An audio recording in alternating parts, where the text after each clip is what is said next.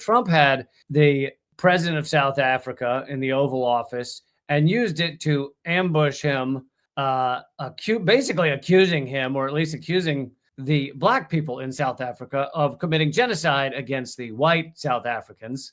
And he, said it over and over again that it's a genocide. The South African leader, who's a protege of Nelson Mandela, apparently remained quite calm, Ramaphosa. I'm so impressed whenever somebody can be totally calm when they're dealing with such dumb shittery. It is remarkable. Apparently, a lot of people were expecting like another Zelensky moment of people yelling at each other in the Oval Office, but he did not give in to it. He was also one of the key mediators in the talks that ended apartheid in 1994. So I think he just looked over at Trump. He's like, dude, the shit I've faced, you're nothing.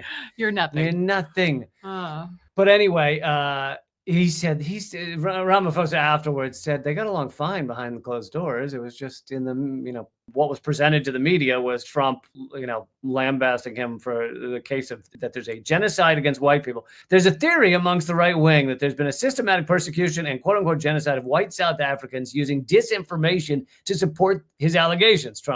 He showed a video.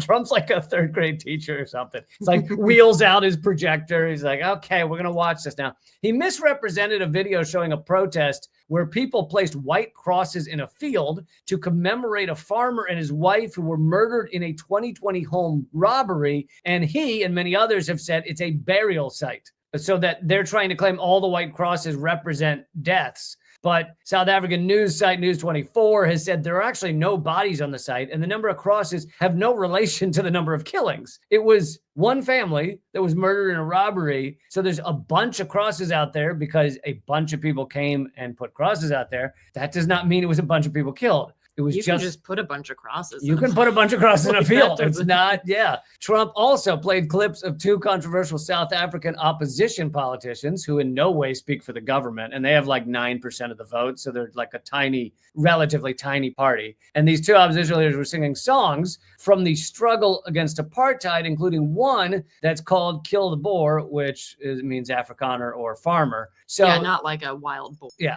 These small party that have no power in government were singing this song. And in fact, one of the main ones was taken to court on charges of hate speech for singing the song at rallies. And the Constitutional Court ruled, similar to how it hopefully would rule in America, that the song was protected by freedom of speech. What? Trump later handed Ramaphosa a bunch of printed articles that he said showed death, death, death, horrible death, because Trump doesn't know how sentences work. News outlets in South Africa, as well as French news agency, studied the articles and found some were from partisan blogs, so basically anybody writing whatever they wanted, and unsubstantiated online sources. One article Trump held up saying it was about white farmers being burned was in fact about the Democratic Republic of Congo. Hey, they all look the same. It doesn't matter, right? You can just hold up stuff about any country.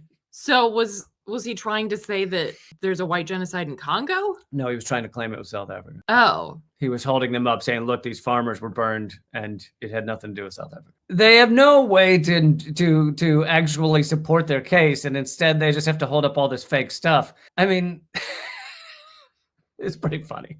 Also, I think part of the big reason for this is the word genocide across the world right now is being used about Israel on Gaza. If they can kind of rebrand it so that all of a sudden you say genocide and people start thinking about South Africa against white people, that's good for them. And so also, Katie Kane wrote, somebody should have hacked in some Gaza footage. I'm just saying, I do not think that this is a good idea. I do not think anyone should do this. Eleanor does not support hacking. In fact, she frowns upon hacking. But like, if somebody knew how to hack into like CNN or MSNBC or Fox News and like insert a la Fight Club images of what's really going on the ground in Gaza, I would think that would not be a good idea. And I would definitely frown upon anybody who would be able to have that technical ability to do that. So no. Don't do it. Keep talking. I'll keep doing it. No.